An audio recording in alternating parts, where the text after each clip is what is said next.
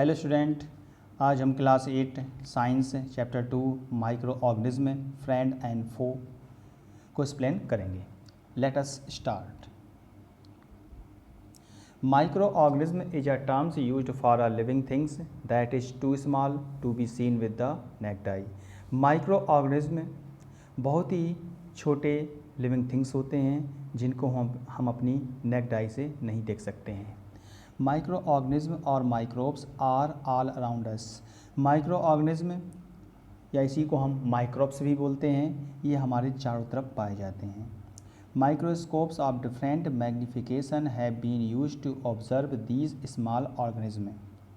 इन small organism को observe करने के लिए हमें माइक्रोस्कोप की ज़रूरत होती है। Microbiology is the branch of science which deal with the study of micro organism. Micro organism को हम साइंस की जिस ब्रांच में स्टडी करते हैं उसको हम बोलते हैं microbiology.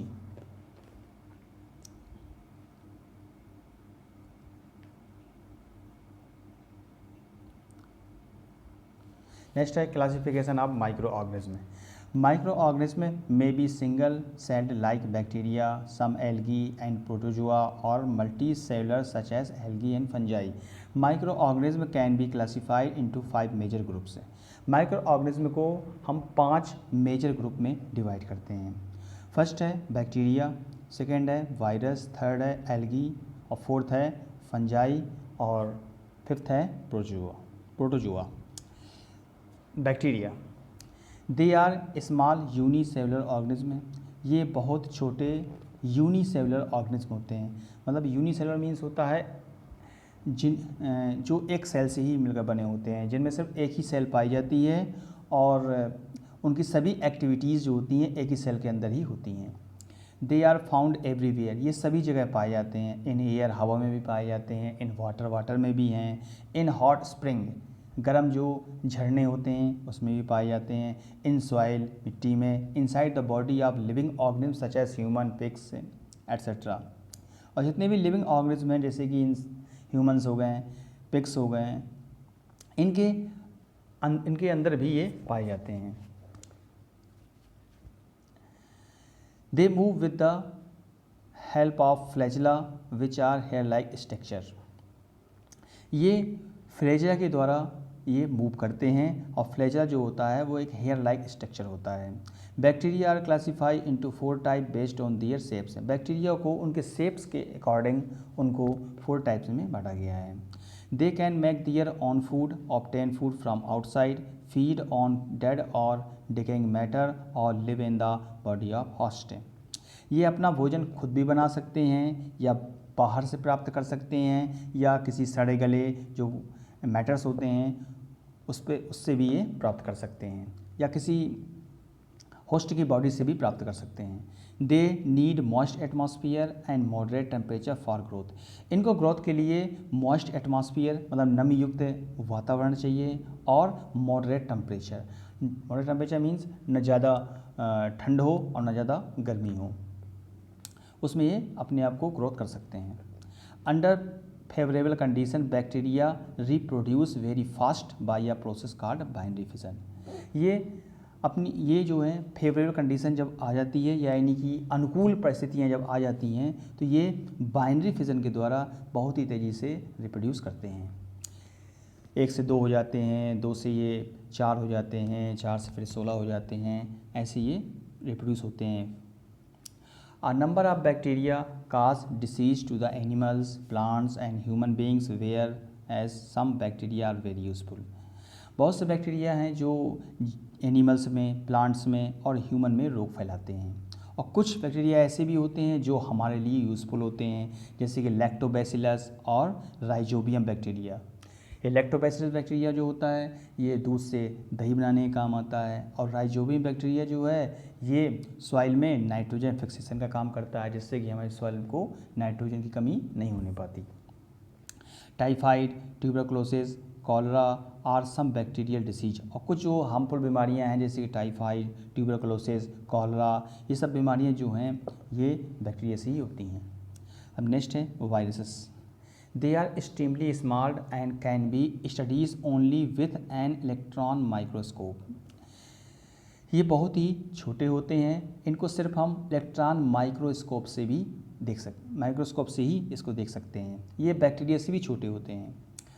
All of them are parasite, इसके सभी जो होते हैं, सभी जो फैमिली के मेम्बर्स होते हैं, सभी वो पैरासाइट्स होते हैं। Outside are living host, they behave like non living organism. Once they enter the body of any living organism they grow and reproduce very fast. ये किसी नॉन लिविंग थिंग्स के अगर ये बाहर रहते हैं तो ये नॉन लिविंग होते हैं।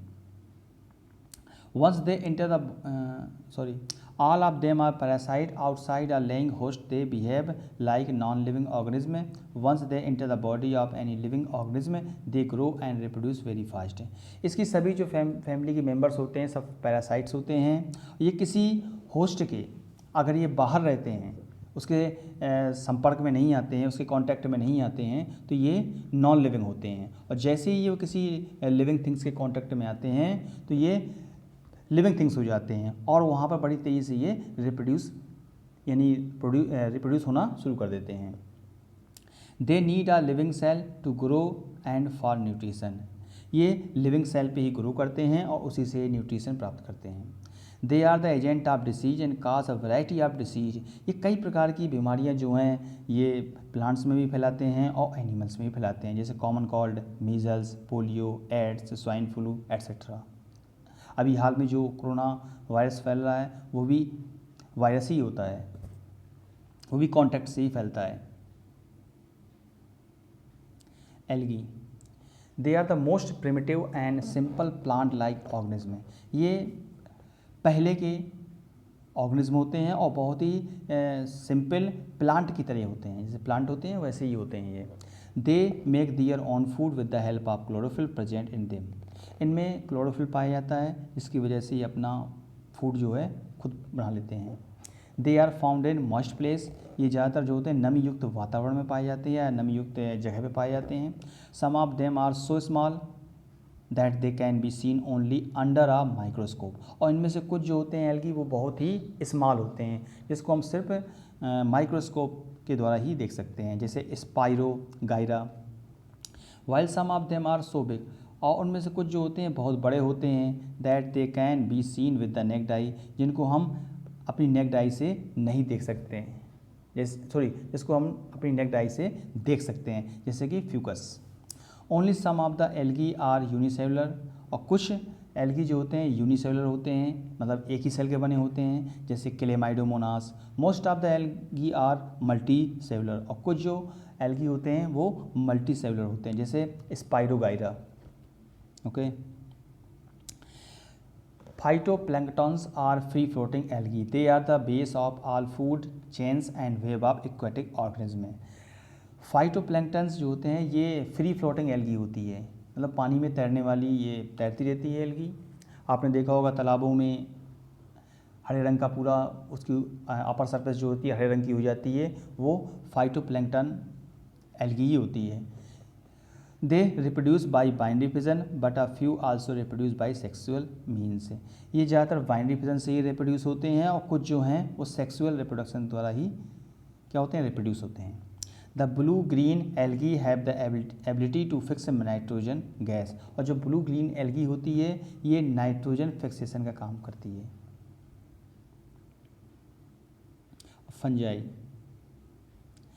Fungi are non green plants as their cells do not contain chlorophyll, fungi जो होते हैं ये नॉन ग्रीन प्लांट्स होते हैं और इनकी सेल्स में क्लोरोफिल नहीं होता है। जब क्लोरोफिल नहीं होगा तो ये भी अपना खाना खुद नहीं बना पाते हैं। दे can be seen in moist food material, इन्हें ज़्यादातर जो नमी युक्त भोजन है या मटेरियल्स हैं उसमें ये पाए जाते हैं, जैसे ओल्ड पिकल हैं, पुराने जो अचार रखे होते हैं घरों में, डैम्प क्लॉथ्स हैं, ओल्ड शूज़ हैं, ओल्ड लेदर पर्सेस हैं, एंड ट्री टंग्स हैं, specially in the rainy season, ज़्यादातर ये रेनी सीजन में ही ग्रो करते हैं। दे लिव इन कॉलोनीज़, ये कॉलोनी में रहते हैं, कॉलोनी बना के रहते हैं। Fungi depend on other organism for food, और फंजाई जो होते हैं ये फूड के लिए किसी दूसरे ऑर्गेनिज्म पर डिपेंड करते हैं। It could be dead and decaying substance like wood, damp soil और from living organism in whose body they dwell, ये ज़्यादातर अपना भोजन जो है ये सड़े गले जो मैटर्स हैं या सब्सटेंस हैं उससे ये प्राप्त करते हैं। Fungi reproduce by budding and spore formation, fungi budding और स्पोर फार्मेशन के द्वारा ही ये रिप्रोड्यूस होते हैं। Some of the example of mould fungi या राइजोपस, और कुछ जो मोल्ड फंजाई हैं जैसे कि राइजोपस हैं, ये ब्रेड में लगती है, ब्रेड में देखा होगा आपने, ब्रेड में एक जाल जैसा वेब जैसा बन जाता है, उसमें ये राइजोपस फंजाई ही होती है।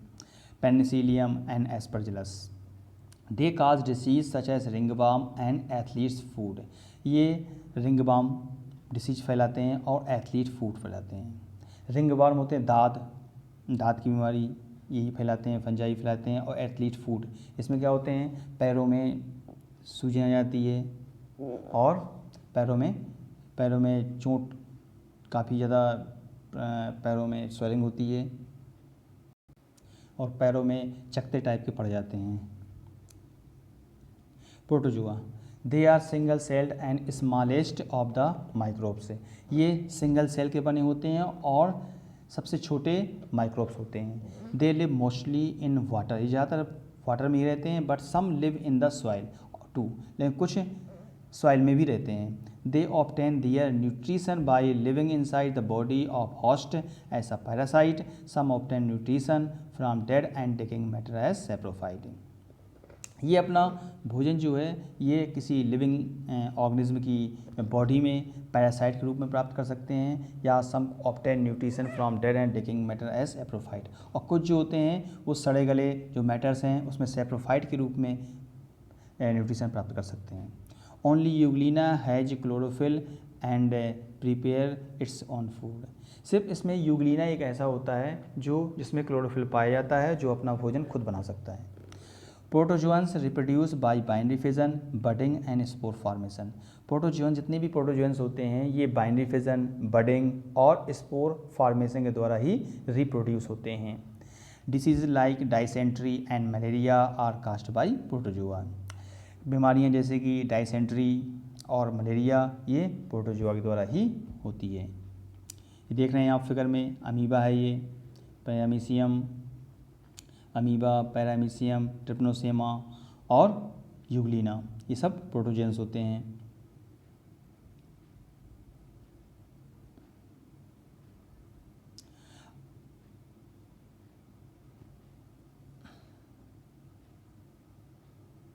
आज के वीडियो सेशन में आज इतना ही एक्सप्लेन होगा और नेक्स्ट वीडियो सेशन में इसके आगे के जो सब टॉपिक्स हैं उनको हम एक्सप्लेन करेंगे। Thank you.